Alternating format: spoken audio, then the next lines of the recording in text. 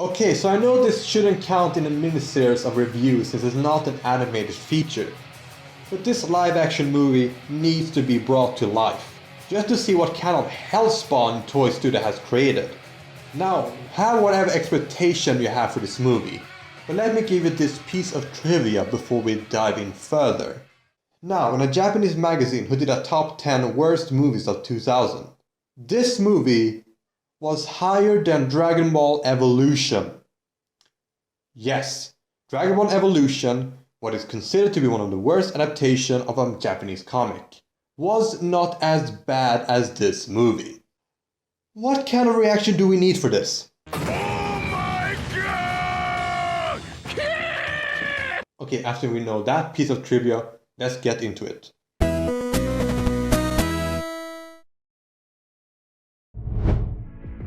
The story is a retelling of the original with Akira Fudo living a mundane life with both Mickey and Ryu in modern Japan.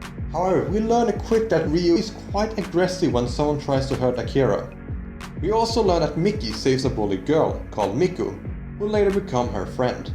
But things aren't going well as Akira learns from Ryu that people are getting possessed by demon, who looks like sperm in this one.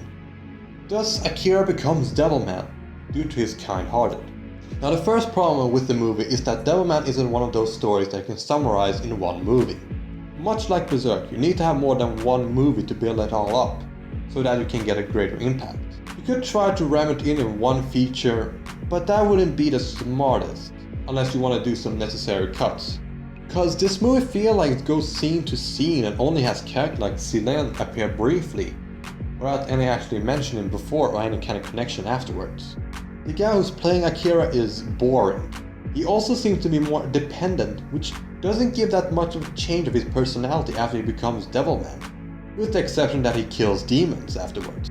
Of course, we got Ryu, who's actually an extremist, same as those OVAs. But this raises the question why Akira doesn't stop Ryu's extreme action when he had done it before. In the source material, he was conflicted because Ryu never did anything extreme against Akira. But here, he shows that he is clearly displeased with it. Obvious CG is obvious, which doesn't blend much to the environment. As for that matter, the CG is a lose-lose for everyone. While the CG is not bad but obvious, it's basically for all the real incarnation of the demons. Which means that you either get to see the demons in CG, or only see them in the half form, which is not that great. The makeup on the half demon with the suit feel rubbery and not that intimidating. The action for the human or the humanoid is nicely done. Especially at one moment where the katana-wielding angel who also carries guns. Now that sounds awesome, right? What's not as awesome is the demon fights. They're all way too short and lack any great deal of satisfaction whatsoever. And for the movie that promised demon on demon action, it's quite disappointing. This movie feels like it had potential of becoming so bad it's good, but most of the movie feels boring and wasted. I mean, you got Bob Sapp, but you're only letting him being the anchorman? Why? As I said again, the acting is honky. It can get unintentionally funny or intentional, and the guy playing Roy isn't that bad. The problem is, however, is the direction. It's trying to be like the manga with crazy characters, but also trying to take it seriously as it would really happen.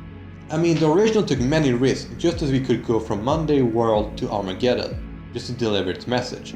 But it works since Go Nagai introduced us to a mad and exaggerated world. Here it plays out as it would happen if demons appear in our lifetime.